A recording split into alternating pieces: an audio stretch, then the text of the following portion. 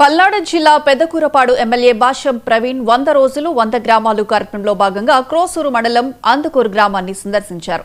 ఇంటింటికి తిరిగి ప్రజా సమస్యల మీద ఆరా తీశారు. ఊళ్ళో రెవెన్యూ, పెన్షన్లకు సంబంధించిన సమస్యలే ఎక్కువగా ఉన్నట్లు గుర్తించారు. 3 నెలల్లో మరోసారి గ్రామాన్ని సందర్శిస్తానని, అప్పటి వరకు ఈ సమస్యల పరిష్కారానికి చర్యలు తీసుకుంటానని ప్రజలకు హామీ ఇచ్చారు. ఈ సందర్భంగా వైసీపీ నేతల తీరుపై ఎమ్మెల్యే మండిపడ్డారు. కూటమి ప్రభుత్వం అమలు చేస్తున్న పీపీపీ విధానం అర్థం కాక గ్రామాల చుట్టూ తిరుగుతున్నారంటూ ఎద్దేవా చేశారు. 100 రోజులు 100 గ్రామాలు పేరుతోటి గత 14 రోజులుగా గ్రామాల్లో తిరుగుతూ వారి యొక్క సమస్యలు తెలుసుకోవడం జరుగుతుంది. గ్రామాల్లో ప్రజల దగ్గర సమస్యలు తెలుసుకొని వాటి పరిష్కార దిశగా మార్గం చూపించడం కోసం నేను ఈ కార్యక్రమం ఎంచుకోవడం జరిగింది. మా నాయకుడు చంద్రబాబు నాయుడు గారి పిలుపు మేరకు నేను గత కొన్ని రోజులుగా ప్రజల వద్దకి ప్రజా దర్బార్ నిర్వహించడం జరిగింది.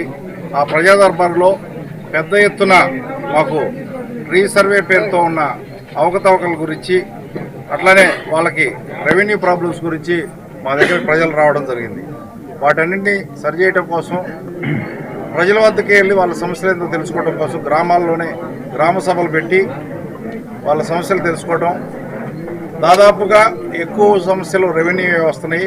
వాటిని చేతనైనంత వరకు పరిష్కార దిశగా అప్పటికప్పుడే చేయడం జరుగుతుంది. అప్పటికప్పుడు చేయలేని ఒక టైం బాండ్ పెట్టి ఆ టైం బాండ్లో చేయమని అధికారులకు సూచించడం జరుగుతుంది. నాతో పాటు రెవెన్యూ అధికారులు, అట్లానే ఎంఆర్ఓ గారు, ఎండిఓ గారు అందరూ కూడా ఉంటున్నారు.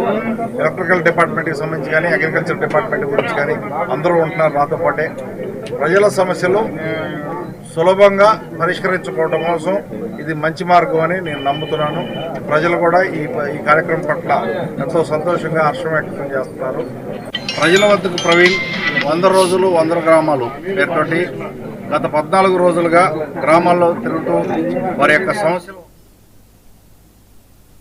తెలుగుదేశం ఆవిర్భావం మొదలుకొని 2004